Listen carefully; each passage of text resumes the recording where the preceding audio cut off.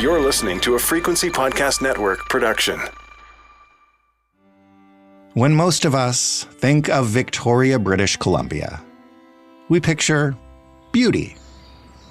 The spectacular harbor, the charming historic buildings, and especially at this time of year, the gorgeous gardens all across the city. But it wasn't all that long ago that downtown Victoria, the place now bustling with high-end shops and trendy bars, was home to a stroll, a place where young girls were openly sex trafficked. And between the summers of 1990 and 1991, 3 of those girls were murdered. Their cases unsolved to this day, and there are some with knowledge of those cases who believe that a serial killer has been walking free for more than 3 decades. I'm Laura Palmer, host of Island Crime. Season 6, Sweethearts, is the story of 3 teenage girls who were all murdered in Victoria, Canada, within about 12 months. So she was scared. Something out there scared her. She was a 16-year-old girl. She was a sweetheart. There's absolutely no doubt in my mind that that's still under investigation. Somebody's got that file on their desk and they're still looking at it. I'm Jordan Heath Rawlings. This is The Big Story. Laura Palmer is the host of Island Crime. Season 6 of Island Crime, titled Sweethearts, focuses on the mystery of what happened to those girls and explores the context around their deaths. Hey, Laura. Hi, Jordan. This season is, a lot of your seasons are troubling. This season is also troubling. Why don't you begin by telling us where you heard about these murders that we're going to discuss today? Yeah, so a couple of years ago, I was researching the abduction of 4-year-old Michael Dennehy in Victoria. And one of the people I talked to was a guy named Don Bland, who's a retired Victoria police officer. And he was one of the leads on the Michael Dennehy case, a detective with the Victoria Police back in the early 90s. And when I was talking to Don, I asked him, just to give me a little bit of context, tell me what's happening in Victoria at the time, because I'm just trying to wrap my head around what the police force was dealing with back then. Right. And he said, well, we were actually really busy back then because there had been 3 murders of young women, and they are still unsolved. I remember thinking at the time, I had never heard that before. And I have been working out here on the coast since the early 90s, but that was just something I'd never heard about before at all. So I kind of filed it away and thought, at some point, I'm going to go back and try and learn more about that. And then just about a year or so ago, I had an email from a woman named Rhonda Waterfall. And Rhonda was a high school friend of Kimberly Gallup's. Kimberly is one of the girls who was murdered back then. And Rhonda basically said to me, she felt that her friend's murder back then was never really taken as seriously and that it didn't get its due in the public. So Rhonda felt that something could be done now to address these feelings she had that really Kimberly's case was forgotten, and that maybe now there might be a way to try and push the investigation forward if someone looked into it. That, combined with hearing from Don Bland, made me feel like there was certainly something that I could look into. So you decided on this case for season 6 of the show. You started digging in, you started researching. As you began to do that, what really stood out to you? What felt compelling about this case? So a number of things. But I'd say the first thing that stood out for me is that these were 3 ordinary girls. And that's something I heard repeatedly from their friends and family. And I suppose when you think about it, yeah, of course they were 3 ordinary girls. But that's not how the story was told 30 years ago. Right. The story that was told in the media then was, teen hooker number 1, teen hooker number 2, teen hooker number 3. Give us a sense, actually, if you can, of some of the headlines that were written about them, because you and I have discussed this, and this was commonplace back then. I didn't even think about it until you read them today, and you're like, oh my God. Yeah. And, I'm not going to be self-righteous about this because I was a journalist back then as well. Yeah. And that's how we talked about people in the sex trade. And it didn't matter if they were 16 years old or 30 years old. They were hookers. And maybe you might say prostitute. Prostitute also, isn't the kindest word, but those were the words that we used to describe people in the sex trade. I was working at the CBC. It was no different. And so I'm not in any way sort of pointing fingers at any one particular paper or journalist, because that was the pack back then. That's how we behaved journalistically. But I can tell you that every single family member I talked to raised this as a real harm on them. And that, back then, picking up the paper and seeing that headline when you've lost your 16-year-old daughter is pretty hard, Of course, the murders of their daughters is what preoccupies them now and wanting justice. But I would say almost equally, the shame and the stigma that went around with it still matters to them now. And so I really felt that that was something I could address in this series and really put a focus on who these girls were in life and the fact that this could have been anyone.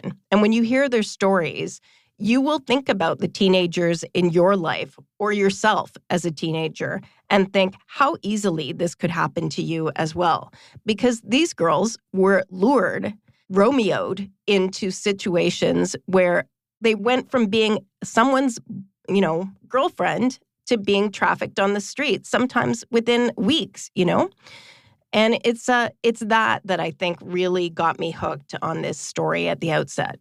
Before we get into what happened to them and the investigation afterwards, as you mentioned, they're normal girls if you know them. Tell us quickly about them. Who are the sweethearts? Yeah. So episode 1 focuses on Kimberly Gallup. When I looked at her high school picture, I just instantly connected with her because I was a teenager around the same time. We had the same hairstyle, the big hoop earrings, the kind of glossy lipstick. She is just a normal kind of teenager, late 80s, early 90s. And she is a big fan of Bon Jovi. She loves the Kansas City Chiefs. She's into race cars and is, for a little while, a trophy model out at the racetrack here. But she's just, a normal teenage girl. Her friends actually describe her as being quite soft, maybe a little bit shy. Most of them had no idea that she was leading this other life, being sex trafficked in the downtown streets of Victoria. The second girl whose story I tell is a girl named Sherry Lynn Smith.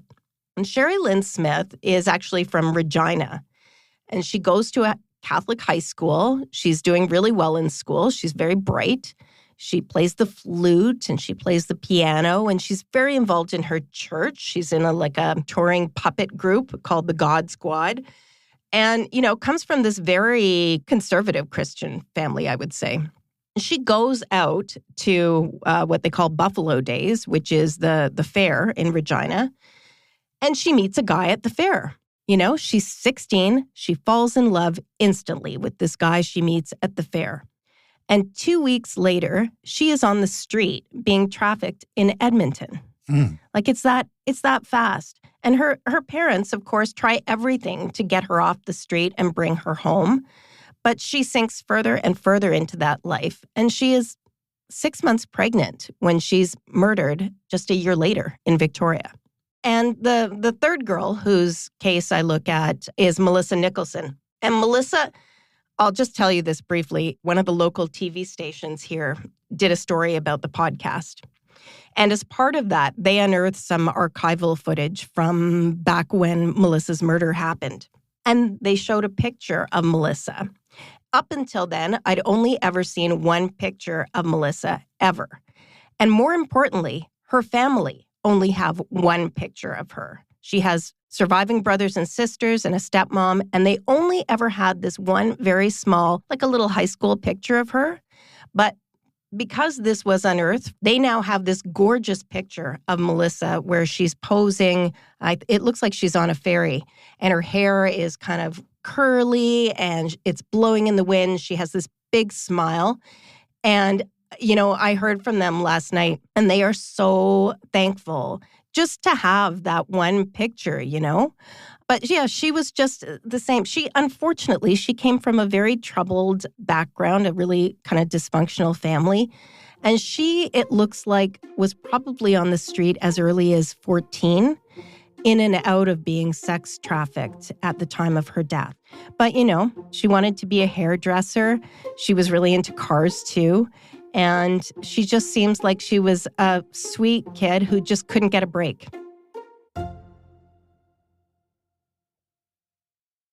So what do we know then about how these young women died, and I guess also just how they all ended up in the same area of Victoria when they did? So back then, young girls were being sex trafficked on a circuit. So they would move around Western Canada to all the big cities. And in this case, they were being trafficked in Victoria, here on the island. So at that point in time, there was a stroll. And the stroll was, if you've ever been to Victoria, it was right where all the tourists go. It was right on Government Street, which is like a busy little hub for businesses and tourists. It's not far from the harbor. And that's where they were being trafficked. So from anywhere around 10 o'clock at night till maybe 2 or 3 in the morning, you would see like all these young girls out on the stroll. And that's where all 3 of these girls were last seen before their murders. Sherry Lynn Smith is the first one of the 3 who's killed, and she disappears in June of 1990. She goes missing. And it's not until September that her body is found in the bushes just outside of Victoria in an area called Saanich. And then it's Kimberly Gallup who is found dead in a hotel room just a few months later in November of 1990. And Kimberly is discovered by some of her friends, another young woman who is being sex trafficked at the time. You'll hear from her in the series. It's 30 years ago, but she remembers it in great detail, exactly what happened that night. And then finally, Melissa Nicholson is, again, she's in the downtown stroll in Victoria the last night that she's seen alive and is found 3 days later, just outside Victoria, dumped in the bushes in an area called Shawnigan Lake. The unfortunate thing, well, everything about this is unfortunate, but because their bodies are found in different places, they are investigated by 3 different police authorities. Right. Yeah. So Victoria, like a lot of places, has this fractured police jurisdictions that sometimes mean information is not shared as efficiently, perhaps, as it could be. And certainly back then, when computers are just coming on, it's likely, I would say, that not everything was being communicated as well as it could have been. So these girls, within a few blocks of each other, disappear, turn up murdered. What do we think about the chances that these murders were done by the same person? And I guess more importantly, as you go back looking for it, did the police then have any idea that these cases could be connected? So what you read in the newspaper accounts at the time is the standard line from police is, we have no reason to believe these cases are connected beyond the fact that these girls are working in a dangerous profession. And that is the line that gets repeated over and over and over again. However, there are also a few stories where advocates, friends are raising the question and wondering if there could be a connection. And the police are talking to each other. There are a number of occasions where you see that, police from these 3 jurisdictions, as well as others, have gotten together with a goal of trying to see if there is anything to connect these cases. There is one police officer quoted, a guy named Doug Bond, who says at one point that they have evidence to believe the cases are connected to some other cases in Vancouver. That's written about, and then nothing for 30 years is ever said again about that. So the police from these 3 jurisdictions would not talk to me about these cases. They said, look, they're open and active, and we don't want to, harm the integrity of the investigation.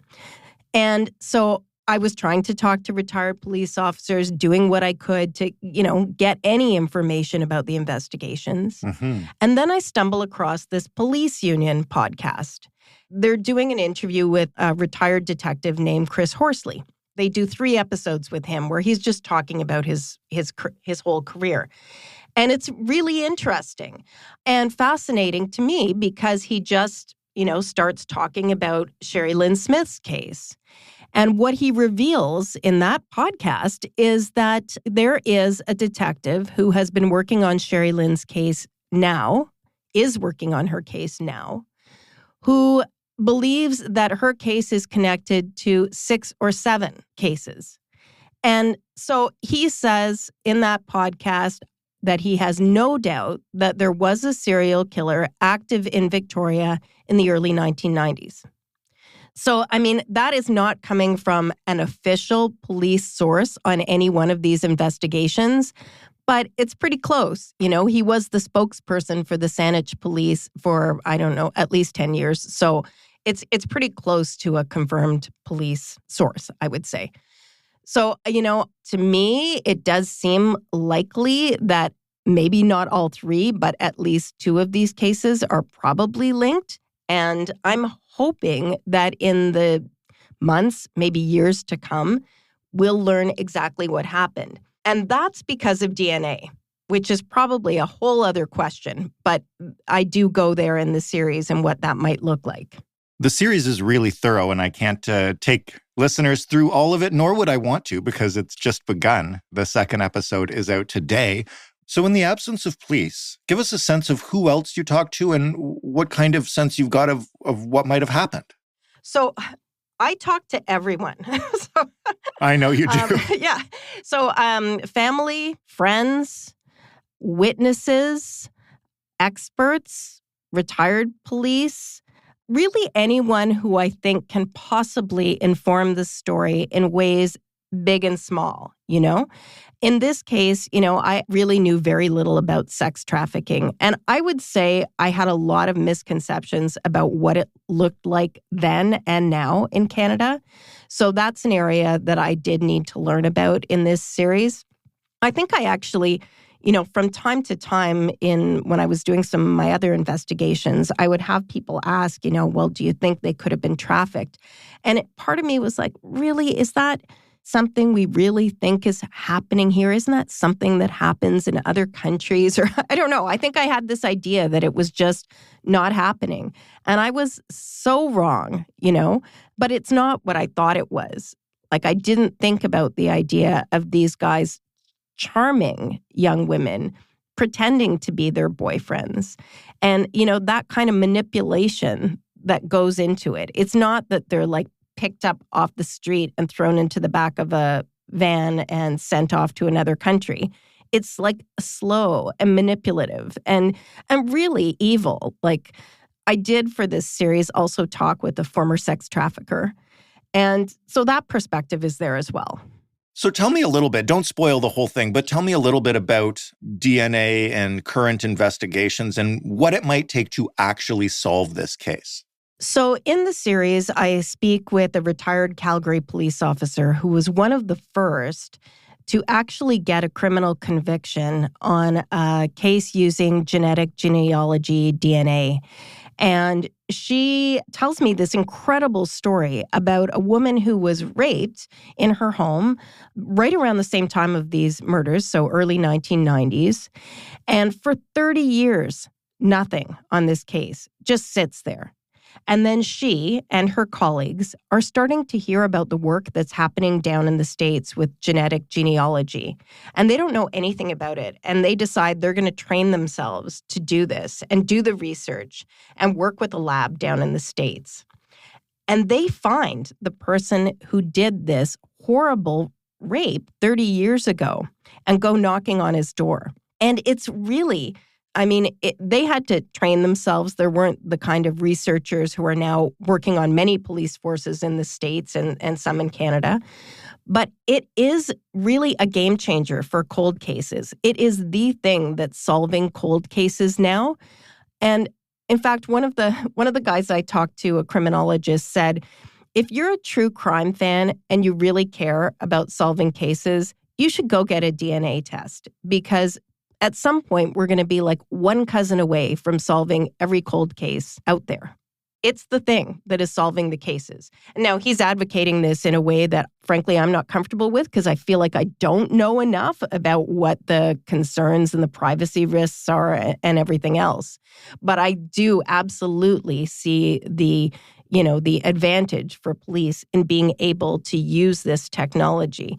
And I would say, when it comes to the rights of, a serial murderer versus the rights of just somebody putting their DNA out there, I guess, I feel like it's worth it to me. And I know I'm probably not saying that or communicating that as well as I should, but I actually went and got a DNA test myself at that point, just because I thought if there is a chance some link out there is going to help solve a case, why wouldn't I do that? I mean, that's a whole other podcast that we should do someday, because there are incredible ethical concerns around this, but at the same time, incredible potential for, sure, solving cases, but also just finding missing people, et cetera, et cetera. But listen, Laura, thank you so much for this. It's always fascinating to hear what you dig up 30 years later, and I can't wait to listen to the rest of the episodes. Before we go, you have a theme song for this season. We'll play a little bit of it. Tell us what it is. So the song is called Dance in the Rain, and I was looking for a piece of music that would fit the mood, the tone of the series, and I came across this song. It's actually a couple of years old. It's by a singer-songwriter who goes by the name Bolshi. And anyway, the song is just got a kind of a haunting, eerie feel to it. The music video that goes along with it is anime. And I just thought it spoke to a kind of a teenage, angst that I connected with the story of these girls. And I've already had a number of people connecting with me and asking me about the song. So I think it's hitting home for people, and I hope it means something for the families as well. Here is a little bit of it, and thanks again, Laura. Thanks, Jordan. Another fall, another try, another call. You made your choice to be alone. You had the chance to change it all. Another moon, another sun. You drop your petals one by one. You shut the roses with your gun. You didn't stay, you chose to run. I'm not mad, I'm just sorry. I couldn't make you feel safe. I will give you space, don't you worry. I will learn how to dance in the rain. I'm not mad, I'm just sorry. I couldn't make you feel safe. I will give you space, don't you worry. I will learn how to dance in the rain. Laura Palmer, host and creator of Island Crime. Season 6, Sweethearts, is out right now. Episode 2 drops today, wherever you get your podcasts. That was The Big Story. For more from us, which you can also get wherever you get your podcasts, or you can head to thebigstorypodcast.ca. If you want to give us some feedback on this episode or any other, the way to do that is via email, hello@thebigstorypodcast.ca, or with a phone, call us 416-935-5935. Let us know what you think. The Big Story is available, as mentioned, now for the third time, wherever you get podcasts. But more importantly, it's also on your smart speaker, so you can just ask it to play The Big Story Podcast. I'm Jordan Heath Rawlings. Thanks for listening. We'll talk tomorrow.